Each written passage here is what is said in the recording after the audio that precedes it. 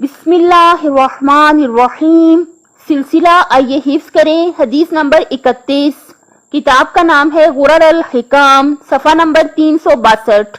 قال علی علیہ السلام: عند حضور الشہوات واللذات یتبین ورع الاتقیاء۔ عند حضور الشہوات واللذات یتبین ورع الاتقیاء۔ عند حضور الشہوات واللذات یتبین ورع الاتقیاء۔ عند حضور الشہوات واللذات یتبین ورع الاتقیاء۔ عند حضور الشہوات واللذات یتبین ورع الاتقیاء۔ شہوتوں اور لذتوں کے شعلہ ور ہونے کے وقت پرہیزگاروں کی پارسائی ظاہر ہوتی ہے۔ ماشاءاللہ ہمارے آقا کا بہت اچھا فرمان ہم تک پہنچا۔ دیکھیے کہ جب بھی آپ مثال لیجئے، جس طرح آج کل 9-10 کے بچوں کے امتحان ہو رہے ہیں بورڈ کے، آپ نے دیکھا ہوگا کہ جب امتحان ہوتا ہے بچوں کا تو بچے کتنے اٹینٹیو ہوتے ہیں، کتنے الرٹ ہو کے، کتنے باہوش ہو کے، کتنا جاگ کے وہ لوگ اپنا پیپر دیتے ہیں۔ کیونکہ انہیں پتا ہے ہم امتحان دے رہے ہیں اور اس کا کوئی نتیجہ ہے۔ بالکل اسی طرح ہمیں چاہیے کہ ہم اپنی اس زندگی کو سمجھیں کہ یہ ایک امتحان ہے، یہ دنیا ایسی جگہ ہے جہاں پر ہمارا امتحان لیا جا رہا ہے۔ اللہ پاک ہمیں آزماتا ہے، یہاں پہ دنیا میں ہم امتحان دے رہے ہیں۔ تو مولا نے کیا فرمایا کہ شہوتوں اور لذتوں کے شعلہ ور ہونے کے وقت، وہ خاص امتحان کا وقت ہوتا ہے جب ہماری خواہشیں جو ہیں وہ ہم میں بیدار ہو جاتی ہیں۔ شہوتوں اور لذتوں کے شعلہ ور ہونے کے وقت پرہیزگاروں کی پارسائی ظاہر ہوتی ہے۔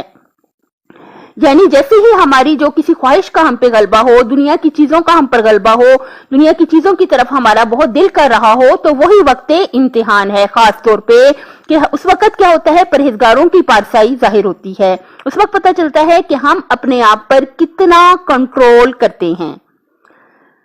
قال علی علیہ السلام: عند حضور الشہوات واللذات یتبین ورع الاتقیاء۔ عند حضور الشہوات واللذات یتبین ورع الاتقیاء۔ شہوتوں اور لذتوں کے شعلہ ور ہونے کے وقت پرہیزگاروں کی پارسائی ظاہر ہوتی ہے۔ ہمارا پرہیزگار ہونا کیوں ضروری ہے؟ اس لیے ضروری ہے کہ اس سے ہماری انشاءاللہ تعالیٰ، اگر ہم پرہیزگار ہوتا کیا ہے، متقی ہوتا کیا ہے، یعنی انسان اس بات سے کانپ جائے، اس بات سے لرز جائے، اس بات سے ڈر جائے کہ کہیں ایسا نہ ہو کہ ہمارا اللہ ہم سے ناراض ہو جائے، کوئی ایسا کام نہ ہو جائے ہم سے، کوئی ایسی بات نہ ہو جائے ہم سے کہ ہمارا اللہ ہم سے ناراض ہو جائے، اللہ کی مخلوق، اللہ کے بنائے ہوئے انسانوں کا ہم سے دل نہ دکھ جائے، ہم دل نہ دکھا دیں، اللہ کے بنائے ہوئے انسانوں کو ہم دکھ تکلیف اذیت نہ پہنچا دیں، اللہ کے بنائے ہوئے انسانوں کو اس بات سے ڈریں۔ کیوں؟ اس سے اللہ تعالیٰ ناراض ہوتا ہے اور بہت سخت خطرہ ہے کہ کہیں آخرت خراب نہ ہو جائے۔ شہوتوں اور لذتوں کے شعلہ ور ہونے کے وقت پرہیزگاروں کی پارسائی ظاہر ہوتی ہے۔ اور پرہیزگار ہونا کیوں ضروری ہے؟ کیونکہ ہم چاہتے ہیں جو سب سے بڑا بادشاہ ہے، حقیقی بادشاہ ہے، وہ اللہ تعالیٰ ہے، جس کے اختیار میں دنیا اور آخرت کے سارے خزانے اور سارے اختیارات ہیں، وہ اللہ تعالیٰ ہے۔ تو ہمیں چاہیے، ہم چاہتے ہیں، ہمیں یقیناً چاہنا چاہیے کہ ہم اس کی نظر میں مقرب ہو جائیں، اس کی نظر میں ہم بلند مرتبہ اور صاحب عزت ہو جائیں۔ کس کی نظر میں؟ اللہ کی نظر میں۔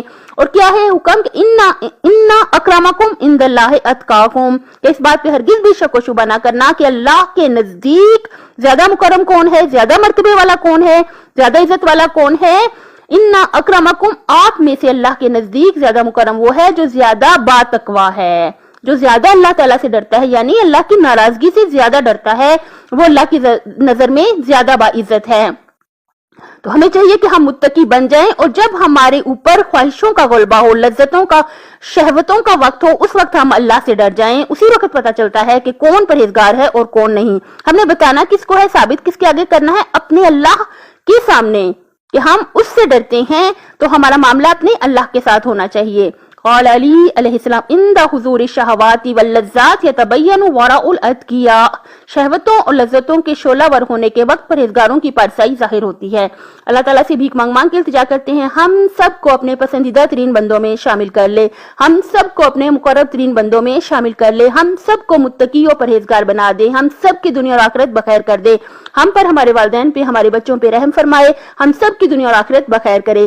اپنی صحت، آخرت اور خالق کی مخلوق کا خیال رکھیے گا۔ آپ سے گزارش ہے کہ میرے چینل کو سبسکرائب کر دیں۔ اللہ حافظ۔